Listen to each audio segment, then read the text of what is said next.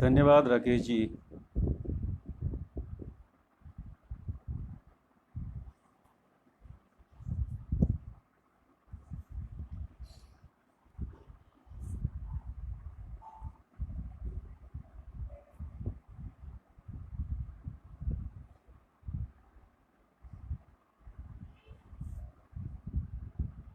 कुलदीप जी बहुत बहुत धन्यवाद।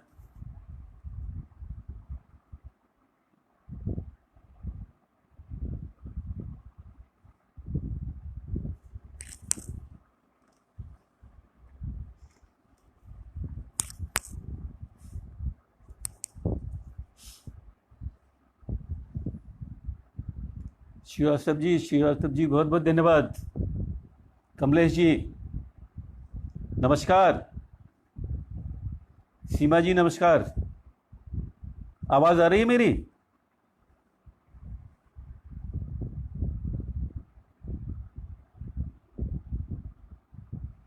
बस अभी 2-3 मिनट में शुरू करते हैं। अभी 7 बजने वाले हैं, अभी शुरू करते हैं। मैंने इस बहाने अभी आप सभी से नमस्कार हो जाए।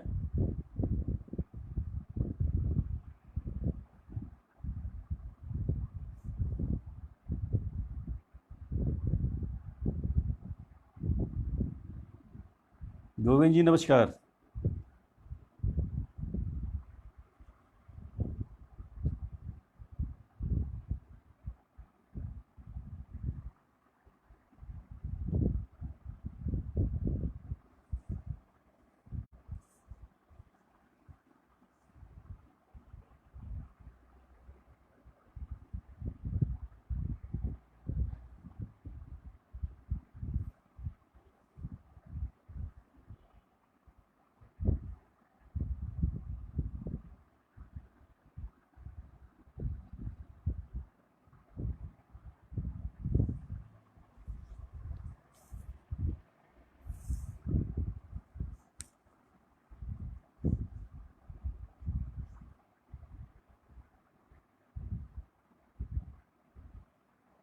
तो सभी मित्र जो इस समय उपस्थित हैं, मेरा अभिवादन स्वीकार करें।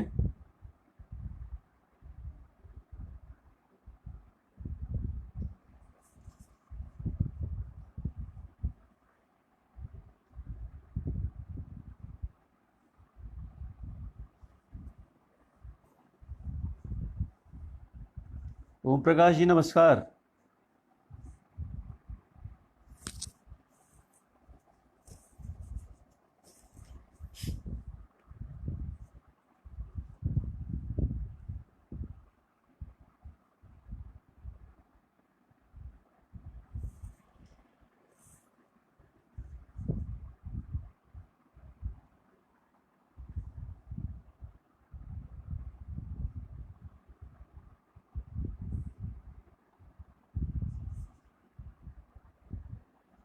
नमस्ते नमस्ते मिश्रा जी। राकेश जी नमस्ते।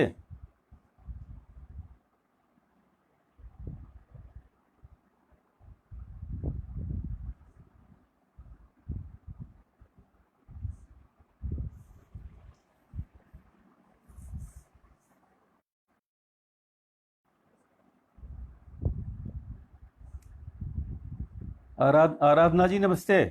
नमस्कार। बहुत बहुत आभार आप लोगों का।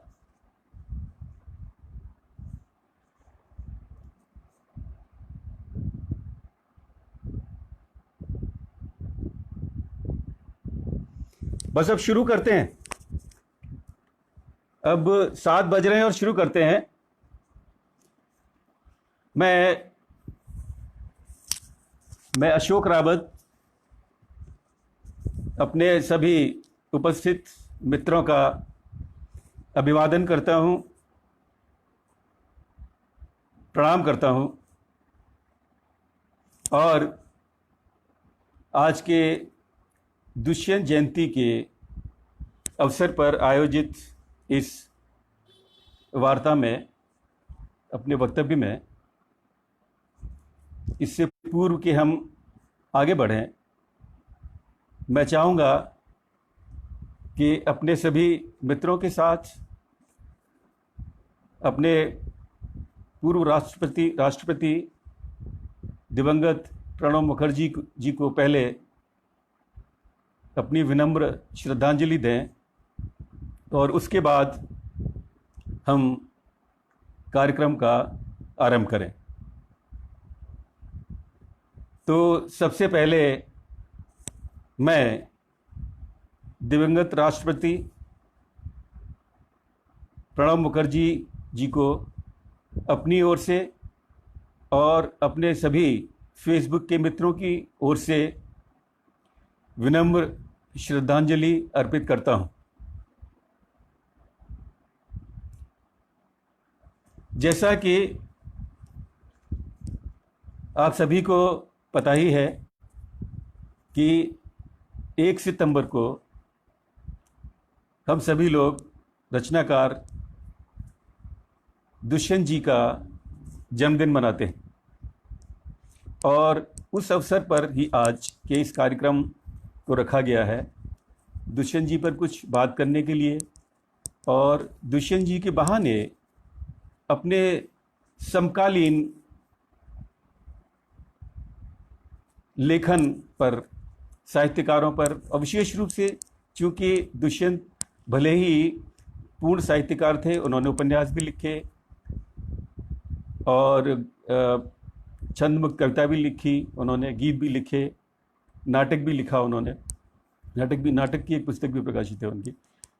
लेकिन उनकी स्थापना, हमारे मन में जो उनकी स्थापना है, एक गज़लकार के रूप में हम उनको जानते हैं। तो हम विशेष रूप से दुष्यंत जी के एक गज़लकार के रूप में ही आज उनके ऊपर हम आज चर्चा करेंगे।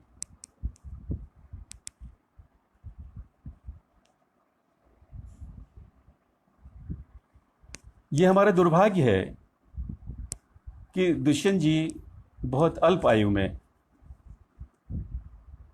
1933 1 सितंबर 33 को उनका जन्म हुआ और 30 दिसंबर 1975 को लगभग 42 वर्ष की अवस्था में उनका असामयिक निधन हुआ और एक बहुत बड़ी क्षति हुई साहित्यिक संसार को।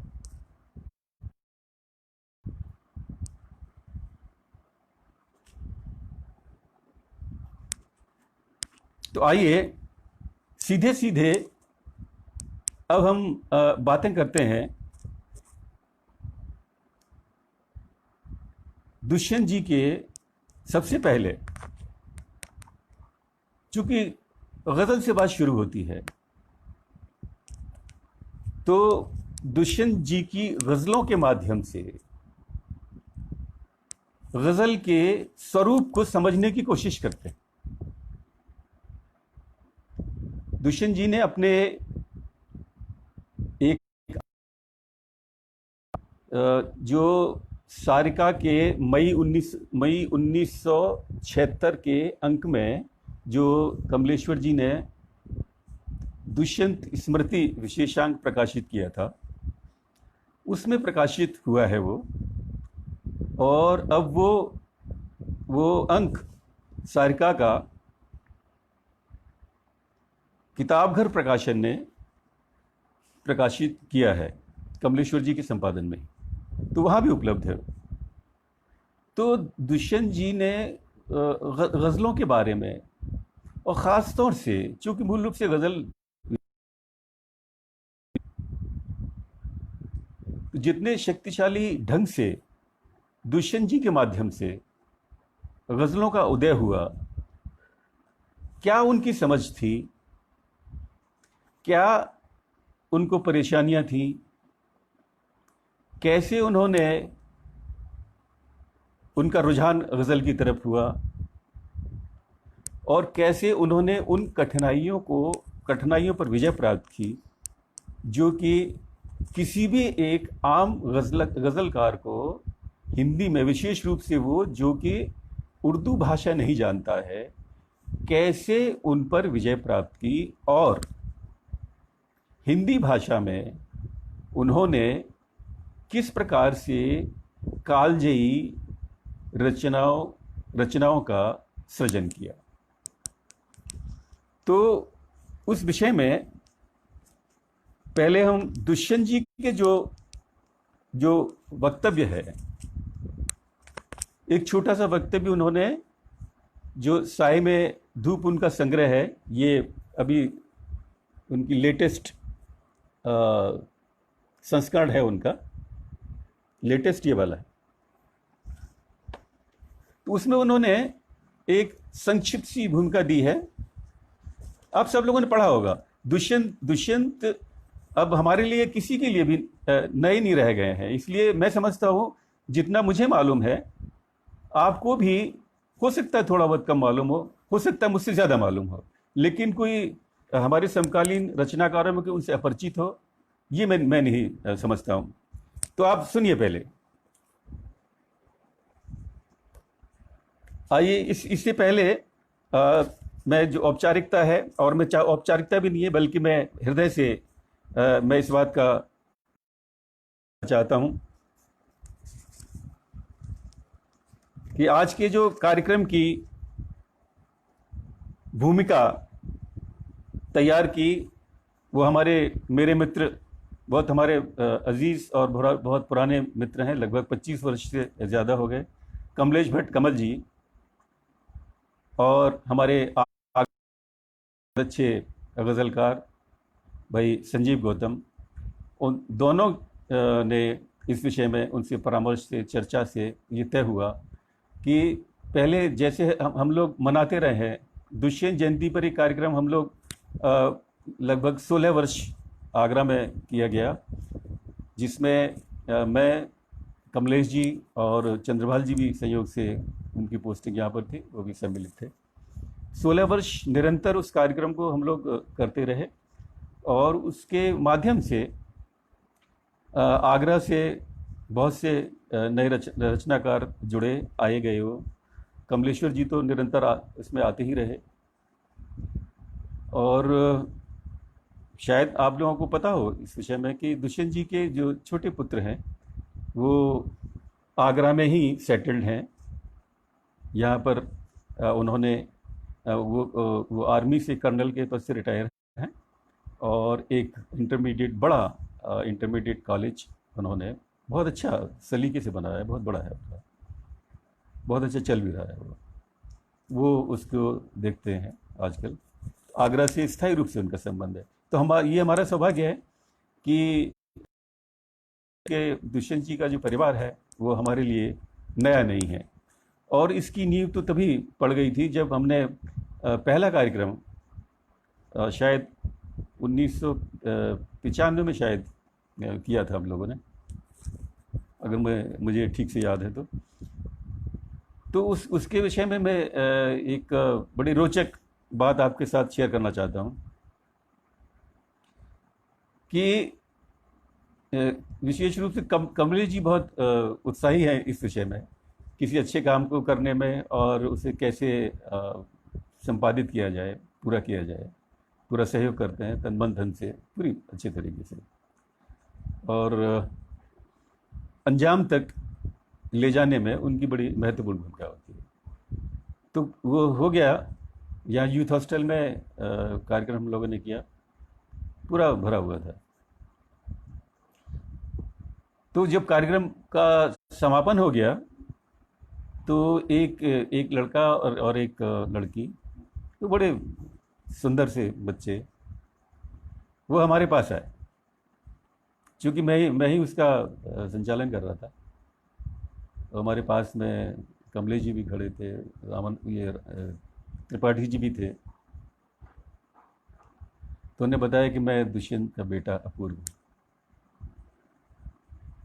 और वो उनकी पत्नी दीपा दीपा भी यहीं आगरा की ही समझिए उनको, उनके उनका उनके मामा जी का परिवार यहीं रहता था।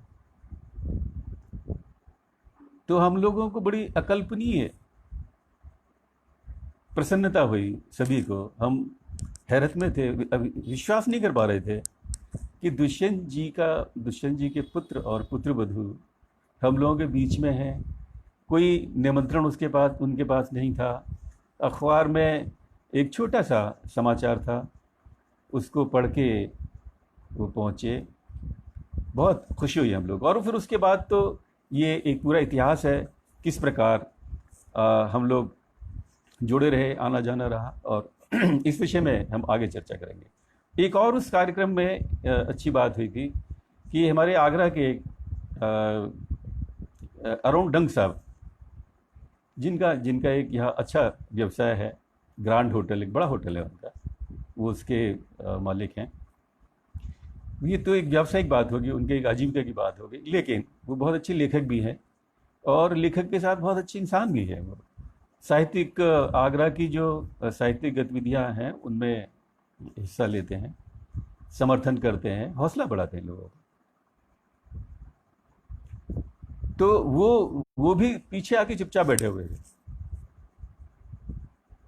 उनको उनके पास भी कोई विधिवत हम लोगों ने सूचना नहीं दी थी। उसके बाद अरुण डंग जी ने उस पूरे कार्यक्रम की एक विस्तृत एक रिपोर्ट लिखी और कथा देश में प्रकाशित हुई। वो बहुत अच्छा लगा। तो ये वहाँ से शुरू होती है ये बात। तो इस कड़ी में मैं एक चीज़ और भी चाहूँगा।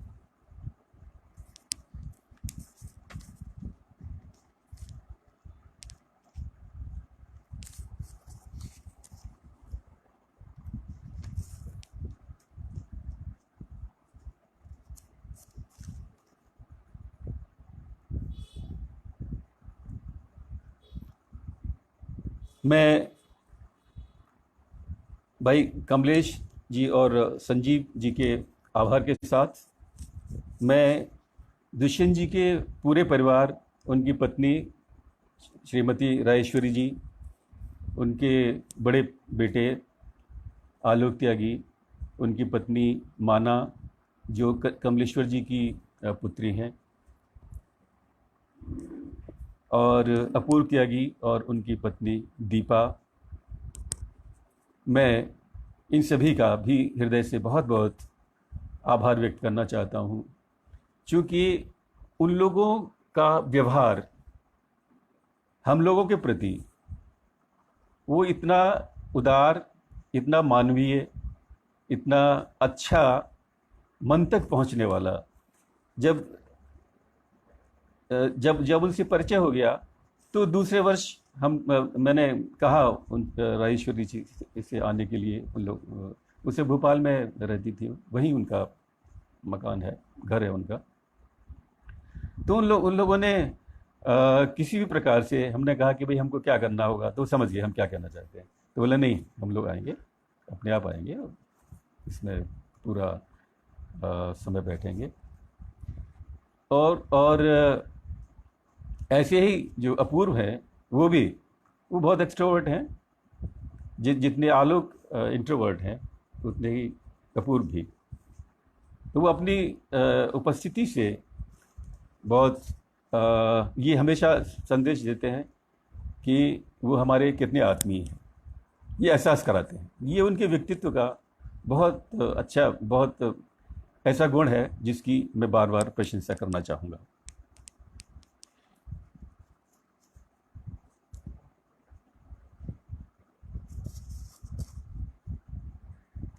आइए तो अब चलते हैं हम उस तरफ जहाँ पे कि दुष्यंत जी अपनी गज़लों के विषय में खुद भी कैसे आश्वस्त होते हैं, और कैसे जो उन्होंने लिखा उसको स्पष्ट करते हैं और उनका उद्देश्य में हमको समझना चाहिए।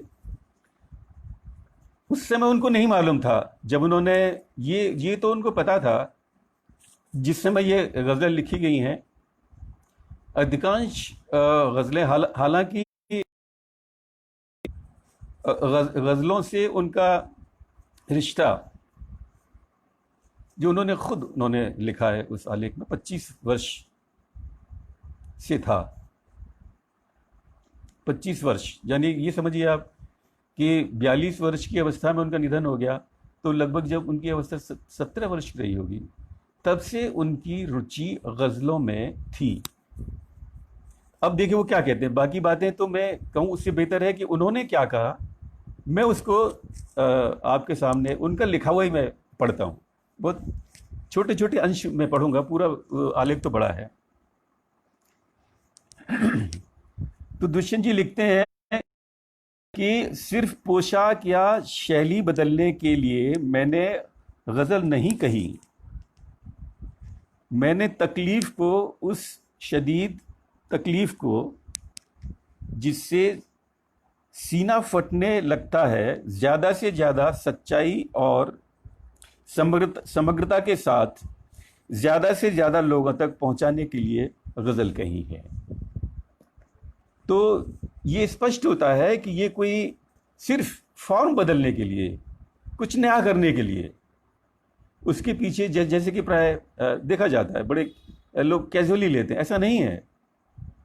उसके पीछे जो उनकी मंशा, मंतव्य जो उनका था, उनके मन में जो बात थी, वो समझते थे कि अपनी जो सार्वजनिक तकलीफ है, अपनी व्यक्तिगत तकलीफ के साथ साथ, अपने व्यक्तिगत पीड़ा के साथ साथ जो सार्वजनिक पीड़ा है, वो इमरजेंसी तो हमारी 26 जून को लगी है, लेकिन उससे पहले उसके आगे लिखते हैं वो कि जिंदगी में कभी कभी ऐसा दौर आता है जब तकलीफ गुनगुनाहट के रास्ते बाहर आना चाहती है। उस दौर में फंसकर गमे जाना और गमे दौरा एक हो जाते। अब इस वाक्य को आप समझिए कि जिंदगी में कभी कभी ऐसा दौर आता है जब तकलीफ गुनगुनाहट के रास्ते बाहर आना चाहती है। ये बात उस दौर की है जब नई कविता अर्थात छंदमुक्त कविता पूरे अपने यौवन पर थी, स्थापित हो चुकी थी। और मुझे इस अवसर पर उन स्थितियों का उल्लेख भी करना चाहिए जिसमें आगे संदर्भ दुष्यंत अपना उसमें आगे उस संदर्भ से जुड़ते हैं कि क्यों दुष्यंत वो भी उस समय नई कविता के अच्छे रचनाकार माने जाते थे। वो रचनाकार नई कविता के तो थे, लेकिन एक असंतोष उनके साथ समानांतर लगातार चल रहा था। वो असंतोष क्या था वो आगे बताएंगे। तो उस तकलीफ को गुनगुनाहट, तो आप नई कविता को गुनगुना नहीं सकते। तो उस गुनगुनाने के लिए उनकी जो गज़ल की रुचि थी, और ये तो तमाम लोग जो समझते हैं कि गज़ल विधा में वो भी एक साहित्य की विधा ही है, लेकिन कुछ उसमें आकर्षण है। उसका जो मूल जो आकर्षण है, जो कहन का और गुनगुनाहट का मतलब जो लयात्मकता, बहर की जो लयात्मकता है, वो भी एक महत्वपूर्ण अंश है। हमको समझना चाहिए इस बात को। उस लयात्मकता तक पहुंचने के लिए जरूरी है कि उसके शिल्प को जानना। बहर कोई मंत्र नहीं है कि हमने पढ़ा और हमको गजल कहना आ गया। बहर एक कागज पर लिखी हुई एक लय है। जब हम गाते हैं लय को, तब हम अपने समझ सकते हैं, उसके आनंद को ले सकते हैं। लेकिन अगर किसी को बिना गाए भी मैं ये बताना चाहूं कि ये लय कौन सी है, तो मैं उसकी कागज पर कुछ वर्णों के माध्यम से कागज पर लिख के बताया जा सकता है कि ये लय है। अर्थात उन उस क्रम में, जिस क्रम में वो लिखे हुए हैं, अगर कोई धीरे धीरे भी पढ़ेगा तो एक लय की उत्पत्ति होगी। अब इसमें एक बात और भी है उस लय के लिए। उस लय के लिए उन अरकान को जानना भी बहुत ज़रूरी है। जो बहर हम जिसको कहते हैं, उर्दू की जो बहरें हैं, जो जिनके एक ध्वनि खंड है। अरकान को आप समझिए ध्वनि खंड, आप सब समझते हैं। हालांकि अरकान के ऐसे शब्द नहीं है जिसको कि अब तो लगभग लिखने वाले तो सभी समझते ही हैं उसको, लिखने पढ़ने वाले तो उन अरकान से मिलके, एक अरकान के रिपीटेशन से, दो अरकान से मिलके, कभी तीन से भी, इससे ज़्यादा शायद कम ही होते हैं। जिसमें चार अरकान इकट्ठे हो ऐसा बहुत कम होता है प्राय। तो उनको जब तक ठीक से समझेंगे नहीं, तो दुष्यंत जी ने उस गुनगुनाहट, वो गुनगुनाहट, इसका मतलब है वो कहीं ना कहीं उनके जो तकनीकी पक्ष हैं, बहर शिल्प और व्याकरण, वो उनके भी संपर्क में थे। वो खाली ये नहीं कि गज़ल सुन रहे थे, अच्छी लगती थी, पढ़ रहे थे। उनकी जिज्ञासाएं उससे आगे तक थी। और उस दौर में जब ये लिखी गई हैं, वो क्यों लिखी गई हैं वो आगे आएगा। तो उस गुनगुनाहट, वो जो संगीत का जो फोर्स है, उसके माध्यम से अपने पीड़ा को, जो कि व्यक्तिगत भी थी और सार्वजनिक भी थी, वो उनको ज़्यादा उचित तरीका लगा। अब आगे वो लिखते हैं कि गज़ल मुझ पर नाजिल नहीं हुई है। तो ये वही बात है मैं जो कह रहा था कि गज़ल कोई अचानक से, ऐसा नहीं है कि कोई अचानक कोई बात आई और दूसरे दिन से उन्होंने गज़लें लिखना शुरू कर दिया। ऐसा नहीं है। जैसे कि प्राय आज की तारीख में बहुत सारे लोग हैं जो गज़ल के शिल्प को बिना जाने हुए, बिना समझे हुए, और वो एक दो समानांतर लाइनों को ही एक शेर समझ के, एक बहुत बड़ा वर्ग है। जो कोई गलत भी नहीं है इसमें। गज़ल ऐसी विधा भी नहीं है कि कोई आदमी उसको अचानक से एक दिन में उसे सीख ले और पारंगत हो जाए, ऐसा नहीं है। लेकिन दुष्यंत का यहाँ कहने का जो तात्पर्य है, ये वो है कि वो जो गज़ल से उनका जुड़ाव है वो अचानक नहीं है उनका, उससे संबंध उनका बहुत गहरा है। और वो गहरा तब से है जबकि वो शायद लेखक भी, रचनाकार भी नहीं थे। वो आगे वो लिखते हैं, इसे पिछले 25 वर्ष से सुनता और पसंद करता आया हूं, और मैंने कभी चोरी छुपे इसमें हाथ भी आजमाया है। लेकिन गज़ल लिखने या कहने के पीछे एक जिज्ञासा अक्सर मुझे तंग करती रही है। आगे लिखते हैं, गज़ल का चस्का मुझे खुद शमशेर बहादुर की गज़लें सुनकर लगा था। हाँ, मैंने गज़ल अपने चारों ओर बुनी जा रही कविता की एक रास्ता तोड़ने के लिए कहना शुरू किया। अब इसमें एक शब्द आता है हाँ, पूरा वाक्य है, हाँ, मैंने गज़ल अपने चारों ओर बुनी जा रही कविता की एक रास्ता तोड़ने के लिए कहना शुरू किया। अब एक रास्ता शब्द में कितना बड़ा एक दृश्य छुपा हुआ है। ये एक रास्ता क्या थी, आगे बयान करते हैं वो। यह एक विवादास्पद बात हो सकती है, पर मैं बार बार महसूस करता रहा हूं कि कविता में आधुनिकता का छद्म कविता को पाठकों से बराबर दूर करता गया है। ये एक रास्ता कहां से उत्पन्न होती है? वो जो नई कविता, फ्री कविता, अब इसका जो उल्लेख है, अब यहां रुक के मैं करता हूं कि 1964 में मुक्तिबोध का निधन होता है। मुक्तिबोध और दुष्यंत एक काल के कवि हैं। मुक्तिबोध का जन्म 1917 में हुआ और दुष्यंत जी का जन्म 1933 में हुआ।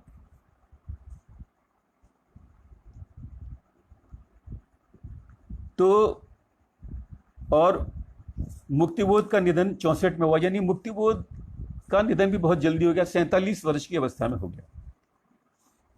मुक्तिबोध तार सप्तक के, पहले तार सप्तक के प्रथम कवि हैं, जिसका संपादन और प्रकाशन अज्ञे जी ने किया था। वो हिंदी साहित्य में एक नई परंपरा की शुरुआत थी। इससे पहले इस प्रकार के कोई, तो जब 64 में एक आइकॉन की तरह कविता में एक बड़े परिवर्तन के रूप में मुक्तिबोध की जो उपस्थिति उस समय हुई और उनकी हुई, वो एक कविता के उस स्वरूप में हुई। और उनकी कविता को उस समय विभिन्न, उस समय और तो कोई माध्यम था नहीं, सिर्फ प्रिंट ही होता था, प्रिंट मीडिया ही था। प्रिंट मीडिया भी नहीं था, पुस्तकें ही थी सिर्फ। तो पुस्तकों में उनको ये सिद्ध किया गया, जो उनके सिद्ध कौन करता है? सिद्ध वही करते हैं जिनसे उनको, उनका वैसे मुक्तिबोध नहीं थे, लोग जानते थे, जब सप्तक के माध्यम से उनकी चर्चा हो चुकी थी। लेकिन 64 में उनके निधन से कुछ दिन पूर्व भी जब अस्पताल में थे, तभी चांद का मुंह टेढ़ा है का प्रकाशन हुआ। तब आप सोच सकते हैं, जब एक ऐसे कवि की स्थापना 64 में हुई है, जिस समय दुष्यंत जी की जो आयु है वो 30-32 वर्ष के आसपास रही होगी, युवा रचनाकार थे, और वो इलाहाबाद होते हुए दिल्ली तक अपने मित्रों के माध्यम से सक्रिय थे, उनकी पहचान भी बनी थी। वो एक ऐसा समय था जहां पर वो गीतों को साथ लेकर, उनकी जो शुरुआत गीतों से हुई थी। लेकिन मुक्तिबोध के आने के बाद ये जो छंद वाली कविता है, छंदबद्ध कविता, इसको कविता के रूप में अस्वीकार करना भी शुरू हो गया था। शुरू नहीं हो गया था, बल्कि ये एक सिलसिला अज्ञे तभी से चलना शुरू हो गया था। लेकिन स्थिति इतनी खराब नहीं थी जब 64 के बाद। तो अब आप सोच सकते हैं, एक ऐसा कवि जिसकी शुरुआत ही गीत से हुई हो, और वहां पर उसके सामने एक ऐसी विधा आ जाए जो कि कम से कम मुक्तिबोध के बारे में तो लोग कह ही सकते हैं कि वो समझ में आने वाली कविताएं नहीं है। उनके लिए किसी एक समीक्षक की जरूरत होगी। समीक्षक किस दृष्टि से उनकी व्याख्या कर रहा है, अर्थ बता रहा है, ये समीक्षक ही बताएगा। उसको कहीं आकाशवाणी होती है,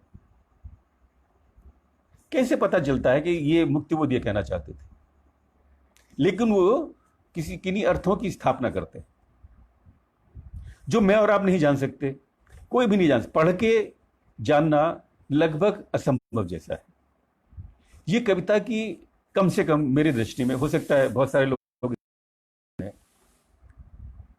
ये कोई श्रेष्ठ तत्व तो नहीं है। मेरा मानना तो ये है कि कविता वो है जो स्वयं बोलती हो, स्वयं पाठक से रिश्ता बना लेती हो और उसके दिल में जाके बैठ जाती हो। ये रचनाकार का होना सिर्फ सोचना ही नहीं है, रचनाकार का होना उसको अभिव्यक्त करना भी है। तो चलिए, ये बात, चूंकि वक्त बड़ी तेजी से बीत रहा है, आधा घंटा लगभग ऐसे हो गया, मैं जिन बातों को करना चाहता पता नहीं मैं कैसे होगा, तो मैं सीधा पढ़ता हूँ उसको कि यह एक विवादास्पद बात हो सकती है, पर मैं बराबर महसूस करता रहा हूँ कि कविता में आधुनिकता का छद्म कविता को पाठकों से बराबर दूर करता गया है। कविता और पाठक के बीच इतना फासला कभी नहीं था जितना आज है। इससे भी दुखद बात यह है कि कविता शनह शनह अपनी पहचान और अपनी शख्सियत और कभी अपनी शख्सियत खोता गया है।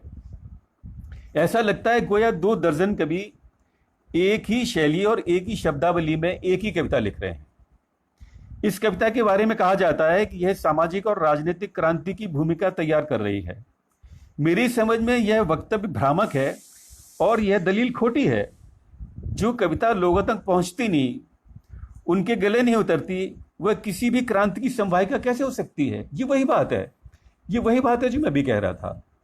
कितने स्पष्ट शब्दों में, कितने प्रभावशाली शब्दों में दुष्यंत ने उस कविता का विरोध अपने इस लेख में किया है। मुझे नहीं लगता उनके समकालीन किसी व्यक्ति ने इतनी स्पष्टता से, जाहिर है जब उनमें उस वातावरण, लोगों ने जिस वातावरण की रचना की उसके प्रति कहीं न कोई रोष और कहीं न कोई पीड़ा उनके मन में रही, और वो विवश हुए ये कहने के लिए। विवश क्यों हुए ये उन्होंने बताया इसमें, और आगे बताएंगे कि आज की इन कविताओं में यह तय कर पाना भी मुश्किल है कि यह किसकी कविता है और यह कविता है भी कि नहीं।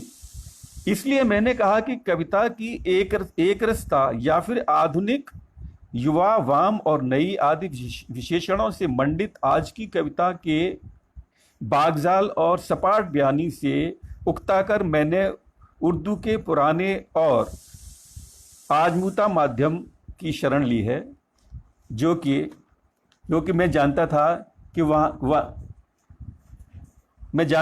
कि वहाँ भी इश्क और हुस्न से हटकर तकलीफ का बयान एक मुश्किल और नाजुक काम है, और गज़ल की रवायतों से बने हुए लोग मेरी इस कोशिश पर नाक भौं ज़रूर सिकोड़ेंगे।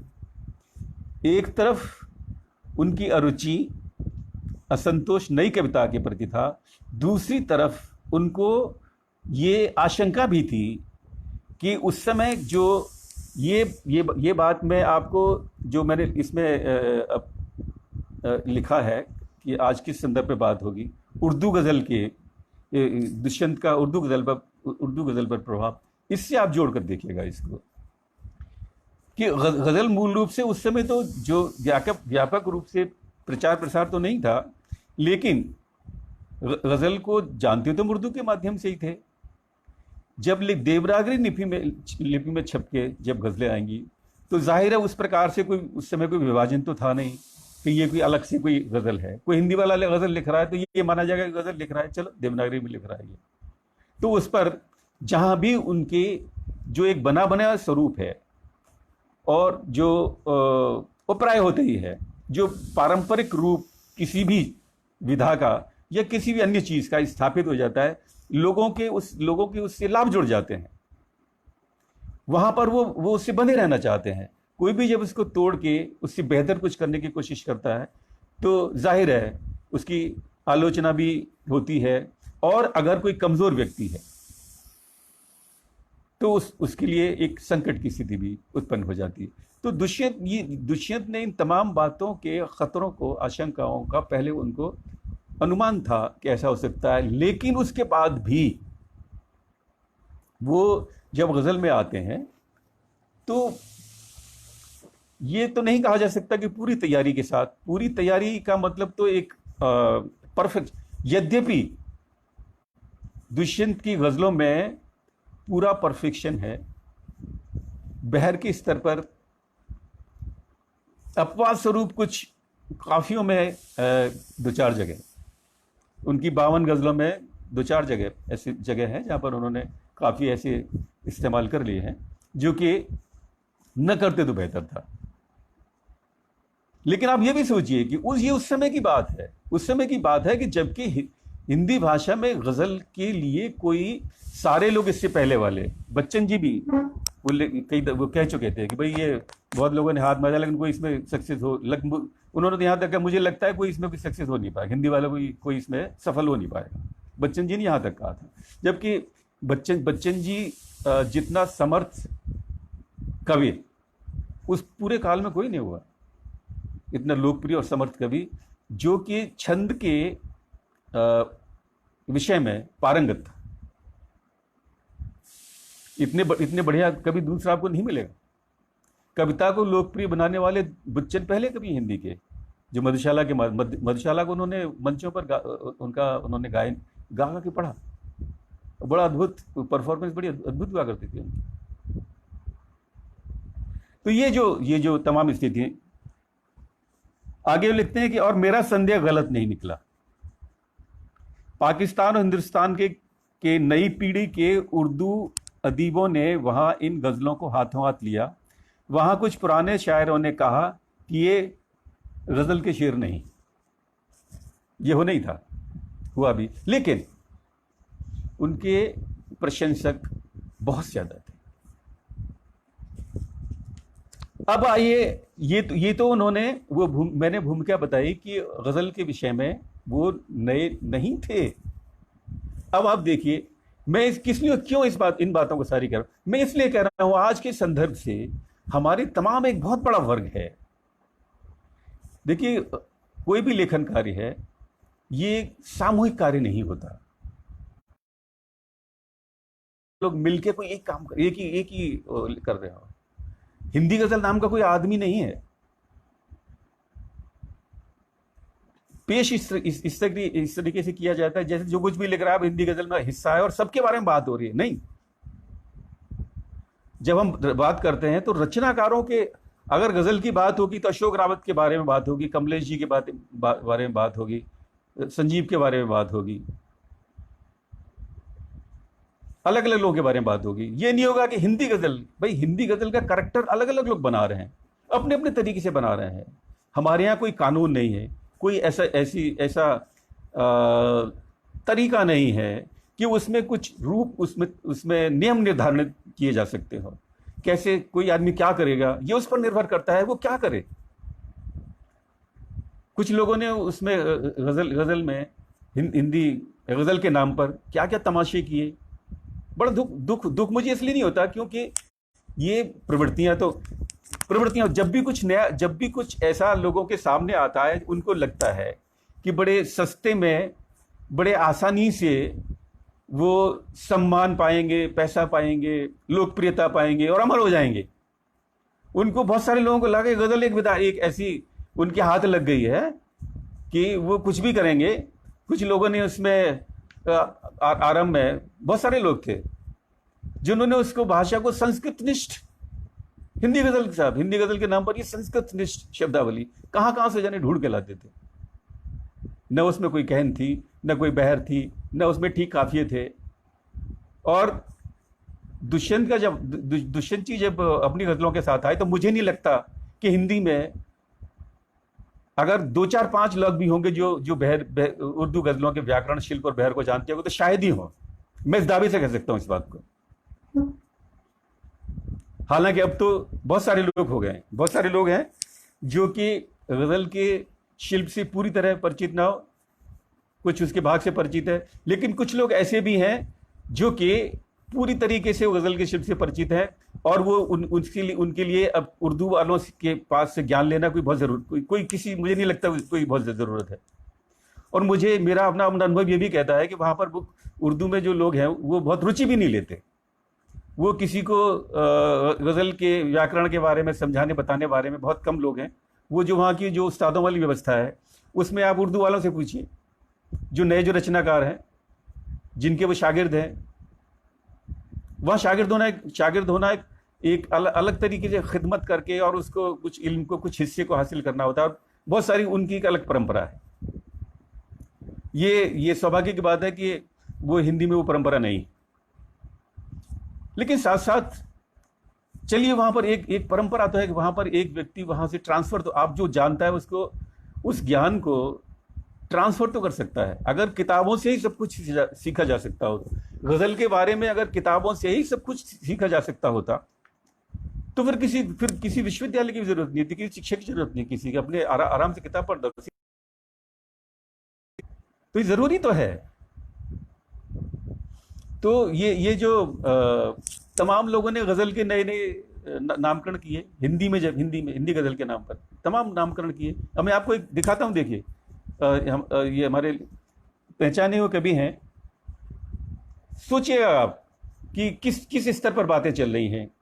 ये नीरज जी का कविता संग्रह है, जिसमें उन्होंने गीतिकाएं नाम से, नीरज की गीतिकाएं, ये प्रकाशित हुआ 1994 में ये प्रकाशित हुआ, जिसमें 5.5 पृष्ठ, इसमें जो भूमिका है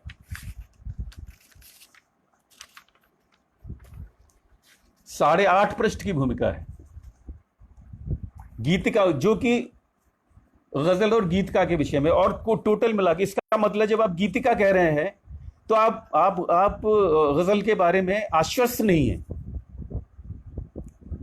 या आप आश्वस्त हो, आप जानना नहीं चाहते हैं, आप इसी में प्रसन्न हैं। जब आप नहीं जानना चाहते तो फिर आप जो कुछ कर रहे हैं, मात्रिक छंद भी तो हमारे हैं। अब आप देखिए, ये 95 की, अब एक अमन प्रकाशन से यही इसी का एक संस्करण, ये आत्मा रामायण संस्था से प्रकाशित हुई है 94 में। और ये जो पुस्तक है, ये वही पुस्तक है। ये 2015 में कानपुर का एक अमन प्रकाशन है। ये है दुष्यंत की गजलें। ये वही 41 गजलें, 41 गजलें हैं इसमें। ये वही किताब है। अब ये गजलें हो गई, अभी तक वो गीतिकाएं थी, अब इसमें से, इस प्रकाशन में से उन्होंने उसको हटा लिया, भूमिका को हटा। इसमें भूमिका कोई नहीं है, नीरज जी की भूमिका नहीं है इसमें। उसमें नीरज जी की 8.5 पृष्ठ की भूमिका थी। रोचक भूमिका है, कभी अगर आपके हाथ लगे तो पढ़िएगा उसको। आप क्या कहिएगा, अब आप क्या कहिएगा और किससे कहिएगा? और सवाल यह भी है, क्यों कहिएगा? मैं आपसे क्यों इस बात का जिक्र कर रहा हूं? मैं उन लोगों पर उंगली उठा रहा हूं, और मेरा उंगली उठाना इसलिए जायज है कि लोकप्रिय व्यक्ति, ये तो लोकप्रिय व्यक्ति थे, इनका नाम लेके इनकी आड़ में बहुत सारे लोग हैं जो गजल के शिल्प से किनारा कर, चूंकि अगर सीधे शब्दों में कहूं तो ये बात यह है कि वो अपने आप को सक्षम नहीं समझते इस गजल के शिल्प को समझने में। अगर सक्षम समझते तो जरूर वो जान लेते, कोई इसमें मुश्किलें नहीं है, बहुत साधारण सी बात है। बहुत सारे लोग हैं, अगर आप जानना चाहते तो जान लेते हैं, और उससे फर्क पड़ता है। तो ये जो आपको मैंने उदाहरण दिया, अब आप सोचिए, ये तो शिल्प। अब इसमें एक संदर्भ और मुझे याद आता है। ये बात होगी लगभग मेरे ख्याल से 20 साल पुरानी करीब होगी, और शायद ज्यादा पुरानी होगी। कृष्ण बिहारी नूर साहब वो आगरा आए, तो जाहिर है मेरे पास ही रुके हो, उनसे हमारा बहुत अच्छा संबंध संपर्क था, बहुत सोहबत उनकी की। नीरज जी कार्यक्रम बल्केश्वर में कराया करते थे,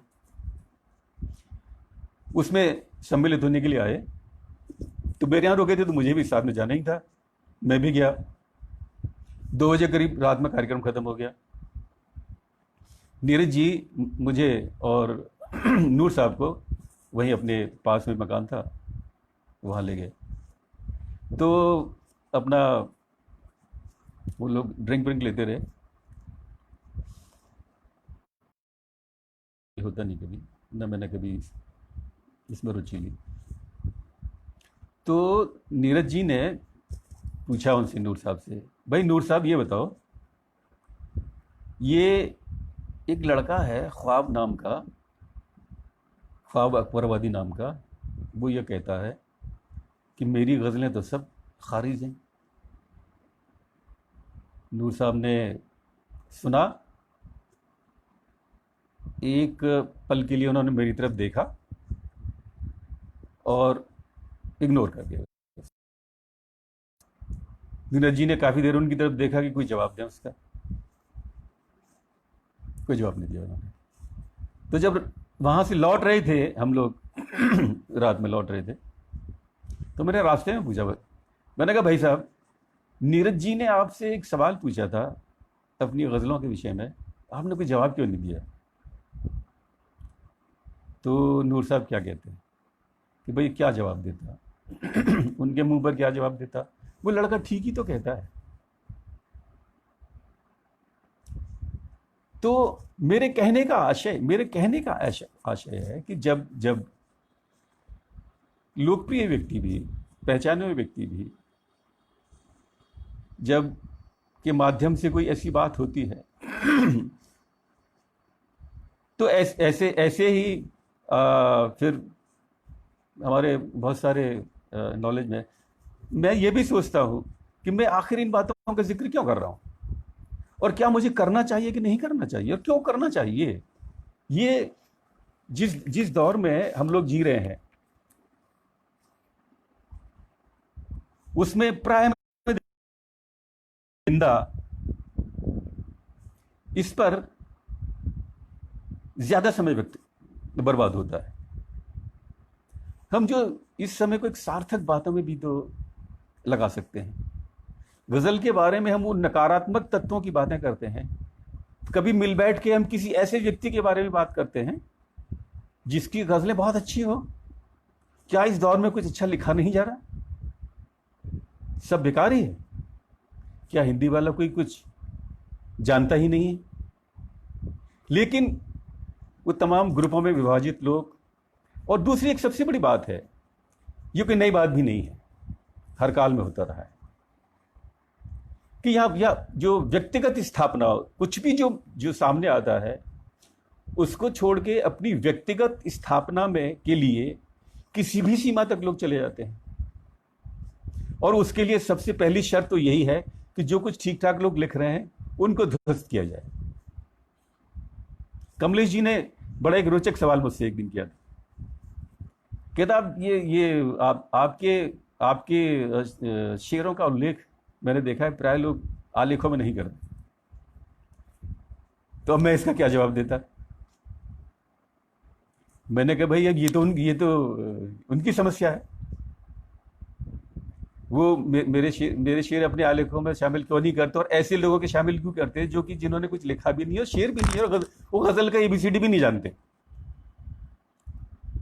ये उनकी समस्या है। मुझ पे इस बात से क्या फर्क पड़ने वाला है? क्या फर्क पड़ने वाला है कि कोई किसी ने मेरे उसमें मेरा शेर कोट किया कि नहीं किया? अगर वो शेर होंगे तो लोग उसका अपनी तरीके से नोटिस लेंगे। न ये मेरी चिंता है। मैंने आज तक इस विषय को, तो मैं सिर्फ कहना ये चाहता हूं कि ये भी साथ साथ होना चाहिए। ये भी साथ साथ होना चाहिए कि अगर कुछ कौन करेगा भाई। ये मैंने देखा, मैं आपको बताता हूं। दुष्यंत जी जब अपनी लोकप्रियता, अपने निधन के बाद, जाहिर है उनकी बहुत चर्चा भी हुई, और वो इसलिए हुई क्योंकि वो इस योग्य थे। उनकी गजलों का जादू इस प्रकार से लोगों के दिलो दिमाग पर छाया हुआ था कि उनकी एब्सेंस को, शायद उनकी प्रेजेंस को उतनी गहराई से महसूस ना कर पाते, उनकी अनुपस्थिति को उन्होंने ज्यादा गहराई से अनुभव किया। वो जो पत्रिका मई 1976 का जो अंक है, वो अंक लोगों के पास मेरे ख्याल से अपनी तिजोरियों में मुझे लगता है बहुत सारे लोगों ने अपनी तिजोरियों में रखा होगा उस अंक को।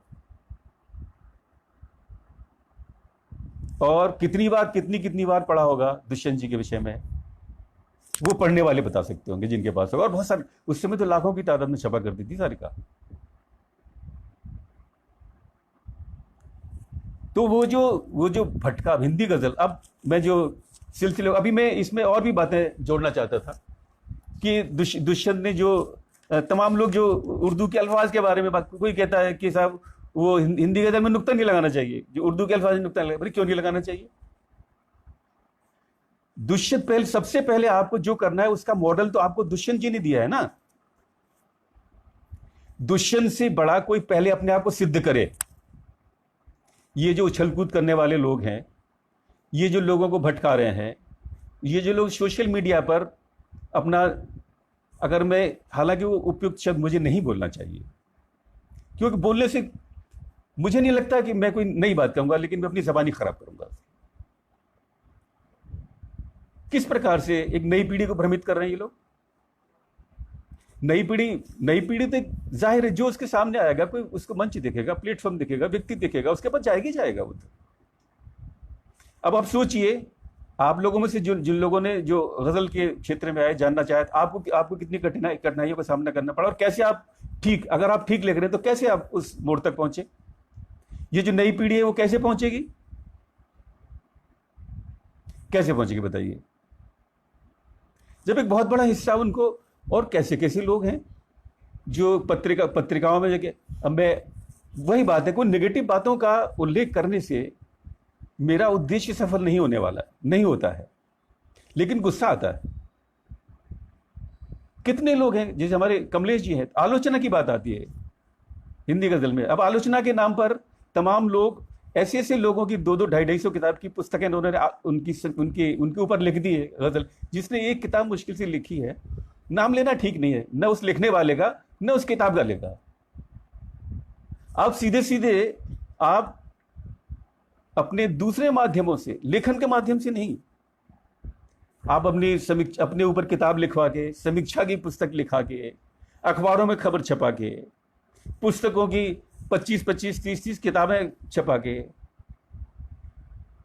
अपने पैसे के बूते पर, अपने संपर्कों संबंधों के बूते पर आप सीधे सीधे इतिहास में आप दर्ज हो जाना चाहते हैं। क्या हो जाएंगे? क्या कभी ऐसा संभव है?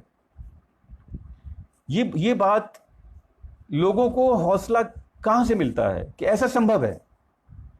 नई कविता के जो लोगों ने परिणाम देखे हैं, वहां उनको लगता है ये सब कुछ संभव है। नई कविता जिसका रिश्ता किसी पाठक से आज तक नहीं बना, वहां पर रचनाकार और समीक्षकों की फौज है। हो सकता है कुछ लोगों को मेरी बातें कटु लगे, लेकिन मुझे इसमें कोई डर नहीं है अपनी बातों को कहने में। मैं हमेशा से कहता आया हूं, मैंने लिखा भी है। मेरा जो पहला संग्रह है, मैं पहला आदमी हूं जिन्होंने अपने पहले गजल संग्रह को उस पर लिखा था, हिंदी गजल संग्रह। शायद ही लोगों ने लिखा होगा। और उस गजल संग्रह की गजलों के बारे में जो चर्चा हुई, वो तो आप जाने हुई कैसे हुई, लेकिन इतना मुझे मालूम है, उसके 13 पत्रिकाओं ने उसकी भूमिका को प्रकाश छापा, मुझसे बिना पूछे। और उन्होंने भोपाल वाले संकल्प पत्रिका थी, वो शायद उन्होंने 2 बार छापा उसका। उसमें रामाधीर जी थे, बहुत अच्छे व्यक्ति थे। तो अल्टीमेटली कुल मिला के दुष्यंत ने तो सिर्फ उन्होंने भाषा, अब देखिए सुनिए, वो आपने पढ़ा है, आप जानते हैं, मैं उसको बार बार मैं उसके समर्थन में ये कहना चाहता हूं कि आप दुष्यंत ने जो कहा है, कम से कम वही हमारे सबसे बड़े आइकॉन हैं, पथ प्रदर्शक वही है। और जो गजलों के शेर उन्होंने कह दिए हैं, मेरा ख्याल, मैंने एक इसमें लिखे थे, मैं आपको सुनाता हूं, देखिए वो भी सुन लीजिए, क्योंकि टाइम, मुझे अंदाजा ये नहीं था कि टाइम इतनी जल्दी निकल जाएगा। हालांकि टाइम अपनी गति से जा रहा है। और सुनिए आप, देखिए उनकी दुष्यंत की जो गजल की विशेषता क्या है। उनके पहले शेर से, कहां तो तय था चरागा हरे घर के लिए, कहां चराग मयस्सर नहीं शहर के लिए। तो इसका प्लेटफॉर्म तो बड़ा है ही है, लेकिन एक जो विशेष बात है, आप नोट कीजिए, इसमें इसे करता कौन है। ये शेर इतनी दूर दूर तक कैसे पहुंचा? इसमें कर्ता हर पढ़ने वाला है। ये जो किसी रचना की जो शक्ति है जिसमें कर्ता पढ़ने वाला होता है, एक सबसे ऊंची कोटि की रचनाएं होती हैं। ऐसे दुष्यंत के, गालिब के बहुत सारे शेर कोट किए जाते हैं, लेकिन जितने दुष्यंत जी के कोट शेर किए जाते हैं हमारे वर्तमान के संदर्भों में, उतने गालिब के भी कोट नहीं किए जाते। इसका मतलब कहना गालिब को नीचा दिखाना नहीं है, यह आशय नहीं है, लेकिन यह आशय तो है कि उनकी कविता की जो ताकत है, वो कमलेश्वर जी ने उनको कालजयी रचनाकार ऐसे ही नहीं कहा। हम लोग जो आप लोग सुन रहे हैं अपना समय खराब कर रहे हैं, या मैं जो ये जो सब बातें कर रहा हूं, मैं क्यों कर रहा हूं इस बात को? इसलिए चूंकि ये बातें मेरी सारी दिल से मैं कहना चाहता हूं इस सारी बातों को। और उनके शेर सुनिए कि यहां दरख्तों के साए में धूप लगती है। चलो, ये कोई आपने बहुत बार पढ़े होंगे, जो मैं बात समझ रहा हूं आप सब समझते होंगे, लेकिन फिर भी मैं एक बार इसको और कहना चाहता हूं कि यहां दरख्तों के साए में धूप लगती है, चलो यहां से चले और उम्र भर के लिए। ये भी उसी का है। इसमें जो पाठक ही इसका करता है, जो पढ़ेगा उसकी बात है। और कहन पे जाइए आप, ये जो बात मैं कहना चाहता हूं कि दुष्यंत की गजलों की कहन और का परफेक्शन, उनका जो ट्रीटमेंट है, उनकी भाषा है। इस गजल में आप देखिए, ये जो गजल है, इसमें उन्होंने उर्दू के उसमें कितने शब्दों का इस्तेमाल किया है। इसमें उर्दू के उन्होंने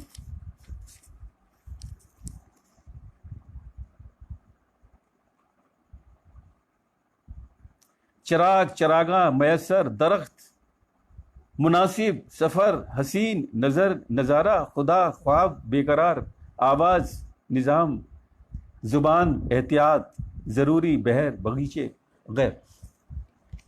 तो इसका मतलब मैं यहां पर इस बात का समर्थन नहीं कर रहा हूं कि आप जबरदस्ती वहां से उनके अल्फाज उर्दू को उठा के लाइए और उसमें डाल दीजिए।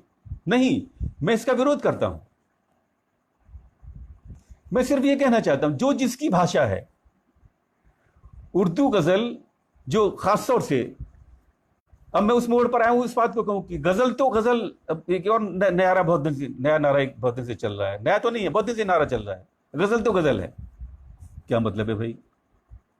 गजल की जो पहचान है वो उसकी भाषा से है, लिपि से नहीं है। हिंदी लिपि में तो आप उर्दू भी लिख सकते हो, हिंदी लिपि में तो आप कोई भी और भी, मराठी में भी लिखी जाती है, और जो हमारी कोई भी भाषा आप लिख सकते हो लिपि में। लेकिन क्या वो हिंदी साहित्य का हिस्सा हो जाएंगे? नहीं। तो फिर गजल तो गजल कैसे हो जाएगी? गजल या तो हिंदी होगी या उर्दू होगी। उर्दू संपन्न भाषा है, वो वैसे ही संपन्न भाषा है जैसे कि उर्दू कोई बाहर से आई है क्या? किस देश की भाषा है उर्दू? क्या पाकिस्तान की भाषा है? नहीं। पाकिस्तान, वो जो क्षेत्र जहां पर है, वहां पर एक उर्दू बोलने वाला नहीं था। जो यहां से पाकिस्तान बना और जो उत्तर प्रदेश से और बिहार से वहां जो लोग उधर माइग्रेट हुए, उत्तर प्रदेश की अधिकांश लोग माइग्रेट होके गए, वही लोग, उन्हीं की भाषा है, किसी की भाषा नहीं है। पाकिस्तान में भी उर्दू किसी की भाषा नहीं थी। वहां भी आप आज के किसी भी छोटे से छोटे और बड़े से बड़े, परवीन शाकिर की आप गजल पढ़िए, आपको पहचानना मुश्किल होगा कि ये हिंदी की गजलें के उर्दू। लेकिन यहां पर हमारे देश में जहां एक बहुत बड़ा वर्ग है वो मेरी बात का समर्थन करता है, वो उर्दू को उस रूप में पहचान देता है जो कि क्योंकि उसके पास कोई चारा भी नहीं है। उसका व्याकरण हिंदी का है, बिना हिंदी के उनका वहां काम चल नहीं सकता, यह संभव नहीं है। हिंदी में फारसी अरबी के टोटल शब्दों की संख्या कितनी है? 2 लाख हमारे जो हिंदी का शब्दकोश है, मैंने लेटेस्ट पढ़ा, लगभग उसमें शब्द सम्मिलित हैं, उसमें मुश्किल से तो 2.5%, यानी 5,000 करीब शब्द होंगे। तो 5,000 शब्द किसी भाषा के करैक्टर को नहीं बदल सकती। तो जिस रूप में हम भाषा में हमारे भाषा में स्वीकार कर लिया है, हम उसके रूप में उनको अगर प्रयोग करते हैं, क्या क्या बुरा है, क्या गलत है? अगर मैं उसको किसी उर्दू के लफ्ज़ को जो उसका शुद्ध रूप में अगर उच्चारण कर सकता हूँ, कोई दिक्कत नहीं है। मैं कर सकता हूँ तो मैं ज़रूर करूँ। मैं नहीं कर सकता, चूंकि उर्दू के उन अल्फाज का उच्चारण वो व्यक्ति जिसने कि कभी उर्दू से उनका कोई सरोकार नहीं रहा है, वो कैसे जानेगा? नहीं जान सकता। तो जो हमारे शब्दकोश में यूज करें, ये कोई किसी मतभेद का, चर्चा का मुद्दा तो नहीं है। लेकिन तमाम लोग इन्हीं बात, हिंदी और गजल का जो निर्धारण है इसी बात पे करने लगे हैं। मैं तो अपने दोस्तों से, मैं अपने तमाम लोगों से कहता हूं, जो नई पीढ़ी के लोगों से भी ये कहता हूं, भाई आप उर्दू गजल अगर आप कहना चाहते हैं, उर्दू सीख लीजिए ना, बाकायदे लिखिए। बहुत सारे लोगों ने लिखी है। हमारे एक दोस्त हैं ओम प्रकाश नदीम, उन्होंने बाकायदा उर्दू सीखी, उर्दू में गजल कहते हैं, उर्दू के शायर हैं। क्या बुराई है इसमें? और ईमानदारी से लिखिए, उस भाषा की रचना होंगे आप। लेकिन ये नहीं हो सकता कि आप उर्दू जानते भी नहीं हैं और आप उर्दू को भाषा से परिचित नहीं है, सिर्फ कुछ शब्दों के माध्यम से, जिसमें आप उनका प्रयोग किस सीमा तक ठीक कर रहे हैं। भाई भाषा, किसी भी व्यक्ति की भाषा का जो निर्माण है वो कहां से होता है? वो अध्ययन से होता है। जिसने पढ़ा नहीं है, साहित्य को नहीं पढ़ा है, उसकी भाषा का निर्माण कैसे होगा? अगर मैंने उर्दू साहित्य को हिंदी के माध्यम से, हिंदी लिपि में पढ़ा है, तो मैं उन उर्दू अल्फाज से परिचित तो जरूर हो जाऊंगा जो कि वहां पर प्रयोग हुए हैं, लेकिन मूल रूप से उससे तो परिचित नहीं हो पाऊंगा। तो ये बुरी बात नहीं है, हमको स्पष्ट होना चाहिए। ये जो भ्रम वाली, दुविधा वाली जो स्थितियां हैं कि इधर भी और उधर भी, मैंने अभी कुछ लोगों ने, तो मैं इन बातों को इसलिए तवज्जो नहीं देता कि इससे कुछ नहीं होता। बहुत सारे लोग सिर्फ चर्चा पाने के लिए इन बातों को, बहुत सारे लोग सिर्फ चर्चा पाने के लिए करते हैं। उनको किसी प्रकार से उनका कोई गंभीर मकसद नहीं होता इसके पीछे। गंभीर मकसद किसका है? गंभीर मकसद उसी का है जो शिल्प को ठीक से समझे और उसका ठीक से प्रयोग कर पाए और उसकी रचनाएं साबित करें कि वे रचनाएं वो उस स्तर की हैं कि वो पाठकों से रिश्ता अपने आप बना लेती है। इसमें बहुत सारी चीजें हैं, बहुत सारी वो उसका हालांकि मेरा समय तो हो गया है, लेकिन फिर भी चूंकि ये बात, विषय बहुत बड़ा था, लेकिन मैं चाहता ये था कि दुष्यंत के माध्यम से ही एटलीस्ट, कम से कम जो दुष्यंत ने जो कहा है गजलों के माध्यम से, गजल पढ़िए उसको, तो जो अपना जो उन्होंने खेमे लगाए हुए हैं और उस या अपने कबीले बनाए हुए हैं, उस कबीले के वो राष्ट्रपति हो जाते हैं और एक नई चीजें, तमाम लोगों के पास पैसा है, तकनीक बड़े उस मोड़ पर है जहां पर के आदमी जो है, अगर उसके पास साधन है तो कुछ भी कर सकता है। वो किताबों को छपाना एक जमाने में मुश्किल रही होगी, अब कोई मुश्किल नहीं है। और दूसरा, प्रकाशक, अब जो स्थापित प्रकाशकों के अलावा जो बाकी के लोग हैं वो प्रिंटर हैं, जिनको आप प्रकाशक कहते हैं, वर्चुअली वो वास्तव में प्रिंटर है। वो कुछ भी आप उनको पैसा दीजिए, आप अखबार की रद्दी को बाइंड करा के उनसे छपा लीजिए, उन्हें कोई परेशानी नहीं है, आप तो उनको पैसा दे दीजिए। वो भी जानते हैं कि इन किताबों को कोई पढ़ नहीं रहा है जिस दौर में हम और आप जी रहे हैं। वो अलग विषय क्यों नहीं पढ़ रहा है, उस पर हम बातें अभी नहीं करना चाहेंगे। तो वे लोग जो खुद भटके हुए हैं, दूसरे लोगों को भटकाने की कोशिश कर रहे हैं और अपनी सारी ऊर्जा अपने व्यावसायिक हितों की पूर्ति के लिए कर, सीधा सीधा है इसमें। वो जो हिंदी के जो उर्दू बिल्कुल नहीं जानते और वो इस प्रकार से उनको उर्दू वाले कभी स्वीकार नहीं करेंगे, वो समझना चाहिए उनको। अरे भाई, आप उर्दू सीख लो ना, आप बाकायदा अगर आप में क्षमता है तो उस लोकप्रिय आप भी मंचों पर जाइए और लोकप्रिय हो जाइए। कौन रोक ले? अगर आप में क्षमता है तो कौन रोक लेगा आपको? और कौन उसको रोक लेगा जो हिंदी में लिख रहा है? क्या हिंदी में जो लिख रहा है उसको भी रोक लेगा अगर उसमें प्रतिभा होगी तो? नहीं रोक सकता। और ये काम सामूहिक नहीं है। सामूहिक चर्चा करना अपना समय नष्ट करना ही है, व्यक्तियों पर निर्भर करता है। मैं कितने लोगों को जानता हूं, वो जो लोग बातचीत कर रहे हैं उनका एक दायरा होगा। 100 रचनाकारों को जानते हैं कि 200 को। मैं इसलिए बहुत सारे लोगों को जानता हूं क्योंकि लगभग 40 वर्ष से और ज्यादा से मुझे लिखते हुए 45-50 वर्ष से लिखते हो गया। एक बहुत लंबा, अभी भी प्रिंट मीडिया में, पत्रिकाओं में, अखबारों की उसमें मैं निरंतर रूप से जुड़ा रहा, प्रकाशित होता रहा, लोगों तक मेरी तक बातें पहुंचती रही, दूर दूर तक पहुंचती रही।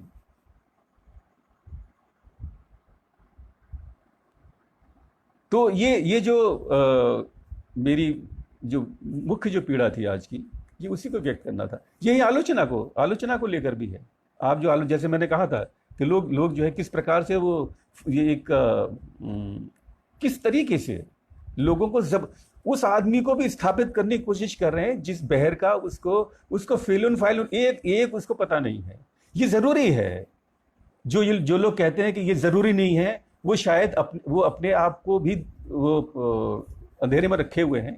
और दुनिया तो कभी ये संभव नहीं है, जानना ही होगा। या वो जो अभी भी जो गजल की बात शुरू करते हैं तो वहीं से शुरू करते हैं कि ये तो इसका जो गजल का नाम तो प्रेमिका से बातचीत है। मुझे कभी कभी बड़ा तरस आता है ऐसे लोगों पर। आप जहां खड़े हैं ना वहां बात करिए, आज की बात कीजिए। आप उन चीजों को वहां क्यों, उस अंधेरे में क्यों आप बार बार जाते हैं जिससे कि उस टाइम फ्रेम से हम बाहर निकल आए हैं। वो शायद हमारे लिए बेहतर होगा। मैं बहुत सारी बातें मैंने तैयारी की थी, लेकिन वो सब बातें मैं नहीं कर पाया। मैं साथ साथ देखिए, मैं इस बात को आपको एक बात और मैं आपको स्पष्ट रूप से बता देना चाहता हूं।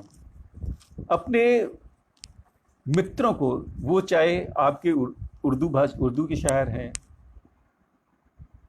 उर्दू शायरों से दोस्ती। मेरे यहाँ पर, अब मैं आपको बता दूं, आगरा में मेरे यहाँ ये भाई शाहिद नदीम हैं, दाऊद इकबाल साहब हैं, महमूद अकराबादी हैं, चांद मोहम्मद अकबराबादी हैं। तो ये मेरे बहुत अच्छे दोस्तों में, और हमेशा मिलना जुलना और बातचीत होती है और अपनी बातों को शेयर करते हैं। ये बात मैं उनसे भी करता हूँ, भी होते हैं। उनके साथ उठना बैठना, या मान लीजिए मेरा नूर साहब से मेरा संबंध रहा, जाहिर है वो संबंध जो है गजल के माध्यम से हुआ। या मैं मुनव्वर, मेरे बहुत अच्छे दोस्त थे, तो दोस्ती का मतलब वही साहित्य है। थेनिया भी है, ठीक है। झांसी में आयाज साहब के साथ वहाँ 5 वर्ष लगातार उनसे बहुत निकट से, बाद में फिर संपर्क बने रहे। इंद्रमोहन मेहता साहब बहुत बड़े पंजाब से माइग्रेटेड शायर थे, मिराज साहब थे। तो ये इन लोगों से संपर्क रखना और आप सीखना, या वो एक अलग चीज होती है। सीखने के लिए आपको कोचिंग लेने की जरूरत नहीं होती। अगर आप अगर आप जिस मोड आप अगर आपकी रुचि है तो वहाँ कोचिंग की ज़रूरत नहीं होती है। आप चर्चा के माध्यम से, बातचीतों के माध्यम से, अध्ययन के माध्यम से अच्छा लगता है, तो उसको उससे उससे ये जोड़ के नहीं साहब आप चूंकि उर्दू में उठने बैठने वाला आप उर्दू के हो गए, ऐसा नहीं होता है। हमारे सब आसपास के लोग हैं, तो उसमें किसी प्रकार के जो भाषा के स्तर पर, व्यक्ति के स्तर पर मैं बहुत उनका विरोध करता हूं, ऐसे व्यक्तियों का जो कहीं विभाजित करने की बातें करते हैं, लोगों को विभाजित करने की बातें करते हैं। मैं उनका विरोध करता हूं और हमेशा करूंगा। लेकिन लेखन के स्तर पर मैं उर्दू गज़ल और हिंदी गज़ल को अलग ही रखना चाहूंगा। और ये सिर्फ मेरे चाहने की बात नहीं है, हिंदी साहित्य का हिस्सा बनने की क्रिया क्या है, प्रोसेस क्या है, आप बताएं, कोई मुझे बताए कि मैं जो है, मुझे कौन मानेगा कि मैं हिंदी का, इसके लिए कोई ऐसी संस्थाएं बनी है कि जहां पर दर्ज हो जाएगा आप हिंदी के हैं कि आप उर्दू के हैं? कोई रजिस्टर बना हुआ है?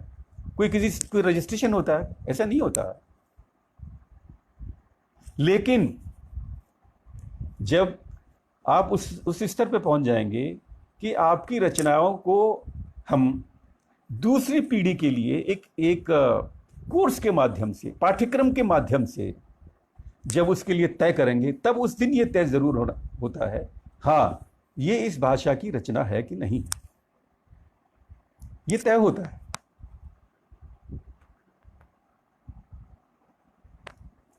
तो चलिए आज मेरा ख्याल है मैंने अपनी बातों को कहने की कोशिश की, दुष्यंत जी का स्मरण किया। मैं हृदय से आप सभी का मैं आभार व्यक्त करना चाहता हूं, अपने सभी उपस्थित मित्रों का। मैं चूंकि अपनी कहने में लगा हुआ था, तो मैंने इस समय को उसमें इस्तेमाल किया और मैंने अपनी बात को मुझे इस बात का इस समय एहसास हो रहा है कि जो पूरी बात कहना चाहता था वो 1 घंटे में हो नहीं पाए। मुझे अनुमान तो था कि शायद एक समय ज़्यादा चाहिए इसके लिए। तो जल्दी ही इस कड़ी को हम आगे बढ़ाएंगे। और इस क्रम में मैंने जो आलोचना की बात की थी वो कमलेश भट्ट जी को, तो ये इस बात को भी आज कहना चाहिए। 2-3 बातों को और कहना मैं जल्दी कह देता हूँ कि आलोचना जो गज़ल के शिल्प को, व्याकरण को, कहन को, तगज़ुल को, संस्कृति को नहीं समझेगा, वो गज़ल की आलोचना कैसे करेगा? कोई मुझे बताए तो सही। ये जो तमाम जो ये गज़लों के बारे में किताबें लिख रहे हैं, वो या तो किसी की प्रशंसा कर रहे हैं या किसी को ध्वस्त कर रहे हैं। वो सब खेल, आपसी खेल होता है। उस काम को वही जिम्मेदारी, वो ये जो सारी प्रेरणा जो ग्रहण कर रहे हैं अपने पीछे वालों से, तो पीछे वालों का हाल देख लीजिए, वो कूड़े में फेंक दे एक दिन कोई आदमी उनको। कमलेश्वर जी का आप पढ़ लीजिए, उनका कितने पाकिस्तान पढ़िएगा, उनकी भूमिका हर जो उनका संस्करण था उसकी भूमिका में किस प्रकार से उन्होंने लिखा है, पढ़िएगा उनके समीक्षकों के बारे में। समीक्षक भी भ्रमित करते हैं। तो सही बात कहने के लिए मेरा ख्याल है हमारे आज के तारीख में कमलेश भट्ट सबसे बेहतर व्यक्ति हैं, जो कि ईमानदारी से और निष्पक्षता से वो कहने की हिम्मत है, उन्होंने किया है। उनकी अभी जो किताब प्रकाशित हुई है उनमें आप देखिएगा, उन्होंने वो उनका कोई उसमें किसी से मित्रता वो नहीं निभाते। अगर रचनात्मकता की बात है तो कोई अगर पॉजिटिव बात है तो उसका उल्लेख करते हैं। ये परंपरा, लेकिन बात वही है, फिर वही बात आती है कि यहाँ कोई इम्तहान तो होता नहीं है कि साहब आपने इम्तहान कर लिया और आईआईटी में भर्ती हो गए, आईआईटी में भर्ती हो गए, ये एग्जाम पास कर लिया। तो यहाँ पर इम्तहान कैसे होता है कि आप जो है जान गए, कैसे पता चलेगा आप उस योग्य हैं कि नहीं है? कोई कुछ भी करता है, गुणाशकों से मिलना, संपादकों से मिलना। बहुत सारे लोग थे जो कि जा जाके प्रकाशन से वो सिर्फ अपनी अपने अपने व्यक्तिगत संबंधों के आधार पर ही महत्व पाने की कोशिश करते रहे और कामयाब भी हुए। तमाम पत्रिकाओं के अंक फंक निकलवाते रहे, रचना इकट्ठी छपाते रहे, हाथ पैर जोड़ के। वो हमारी नई पीढ़ी के सामने कौन सा क्या चरित्र पेश करते हैं, भटकाते हैं उनको। तो सभी लोग ने, मैं सिर्फ उन नेगेटिव लोगों की बातें इसलिए करता हूं क्योंकि जो ठीक ठाक बातें होती बहुत कम नजर आती। मैं अपनी नई पीढ़ी के दोस्तों से व्यापक रूप से, मुझे खुशी है इस बात की, मुझे इस बात का संतोष है अपने मन में कि मैं नई पीढ़ी के, हमारे बहुत सारे, मैं नाम लेना चाहता था, लंबी लिस्ट है उसमें, उनको नाम लूंगा तो यहाँ अच्छा लगेगा, उनको बहुत अच्छा लिख रहे हैं वो, और मेरे संपर्क में बहुत दिनों से है, काफी समय से। तो अगर मैं कुछ लोगों तक अपना मैं किस चीज़ को जानता हूँ और अपने से नीचे वाली पीढ़ी को बता सकता हूँ, तो मैं ये मेरा कर्तव्य, मुझे करना चाहिए। मैं उन लोगों को समर्थन नहीं करता जो अगर जानते हैं तो वो किसी को इसलिए नहीं बताना चाहते कि वो उनसे आगे बढ़ जाए। मुझे खुशी होगी कि मेरा कोई ऐसा मित्र, कोई साथी, कोई जानने वाला जो मुझसे आगे बढ़े, मेरा कोई दोस्त मुझसे आगे बढ़े, मुझे बहुत खुशी होगी। वो कभी जिक्र करे, हाँ राव साहब ने, वो उनसे चर्चा हुई थी, उन्होंने बताया था। हमको ऐसा होना चाहिए और हमको ऐसा होना पड़ेगा, और मुझे इस बात की खुशी है। चलिए, बाहर दुनिया में क्या हो रहा है मैं कह नहीं सकता बहुत, और मुझे ज़्यादा चिंता करने की ज़रूरत भी नहीं है। लेकिन हमारे आगरे में अच्छा वातावरण है, जिसमें एक संजीव है, सुधांशु है, एक वैभव सिंघल, एक नया शुरू हुआ है, एक भरतदीप है, और एक सत्यप्रकाश शर्मा है। ये 7-8 लोग हैं। एक वो सलीम इटवी हैं, बहुत बहुत अच्छा उस दिशा में सीख रहे हैं। अगर उनके शायद उनमें से कुछ लोग आज हो सुन रहे हो उनको। तो चलिए आज के इस कार्यक्रम को, दुष्यंत जयंती के कार्यक्रम को यहीं विराम देते हैं, और अगली कड़ियों में बड़ी जल्दी ही, इस कड़ी में कमलेश जी भी आगे आएंगे, और हमारे जो अन्य मित्र हैं जो इस विषय पर किस स्वरूप में, और दूसरा आपसे आज की जो बातचीत हुई है, इससे मुझे फीडबैक मिलेगा, तो मुझे आगे के उस प्रारूप को मैं कहाँ तक अपने उस मैसेज को आप तक पहुँचाने में, जो हिंदी गज़ल के बारे में मैं चाहता हूँ, वो कहाँ तक पहुँच पाया है, ये आपकी फीडबैक से मुझे व्यक्तिगत रूप से भी आप लोग मुझे फ़ोन करके बता सकते हैं कि मुझे, क्योंकि ये विषय बहुत बड़ा है, गज़ल का विषय बहुत बड़ा है, जिसमें कि कहने के लिए बहुत सारी बातें हैं, जिसमें कि ख़ास तौर से उन लोगों के जिन्होंने बहुत अच्छा लिख रहे हैं, उनकी रचनाओं का उल्लेख करना, उनके नामों का उल्लेख करना, उनके विषयभूत बताना, ये भी एक ज़रूरी है। अपने दोस्तों के बारे में, आप जिनके संपर्क में, रवि प्रताप, मैंने बताया रवि प्रताप बहुत अच्छा लिखते हैं, लेकिन वो बहुत सारी समस्या उनके साथ, नए आदमी है, उनको कैसे जाने, कैसे, आप बताइए कैसे जाने, वो कोई अच्छी किताब हो, वो उसका आप हवाला दे सकें, या उनकी और आप सहायता कर सकें। आप ये तो बता रहे हैं यार ये गलत है, ये तुमने गलत लिखा, ये तो बता रहे हो आप उसको, लेकिन वो सही कैसे लिखे, ये कौन बताए उसे? वो जहां रहता है उसके आसपास कोई नहीं है, क्या करे, वो चाहता है। ये किसकी जिम्मेदारी है? ये क्या सिर्फ सीखने वाले की जिम्मेदारी है कि वो अच्छा तो लगता है? भाई पढ़ने वाला तो, जो बच्चा को पढ़ने वाला, तो वो अपनी उम्र पे आगे वो पढ़ना ही चाहेगा, तो उसके लिए कोई ऐसी व्यवस्थाएं, विद्यालय, कॉलेज, यूनिवर्सिटी जो एक सब बना के रखते हैं। चलिए, इस सिलसिले को जारी रखेंगे। बहुत बहुत आप सभी लोगों का धन्यवाद, आभार, और अपने मित्र कमलेश जी का, संजीव जी का मैं विशेष रूप से आभार व्यक्त करता हूं कि इस कार्यक्रम की भूमिका के लिए उन्होंने प्रेरित किया और बनाया। बहुत बहुत धन्यवाद, बहुत बहुत नमस्कार, आप सभी को मेरा प्रणाम, धन्यवाद।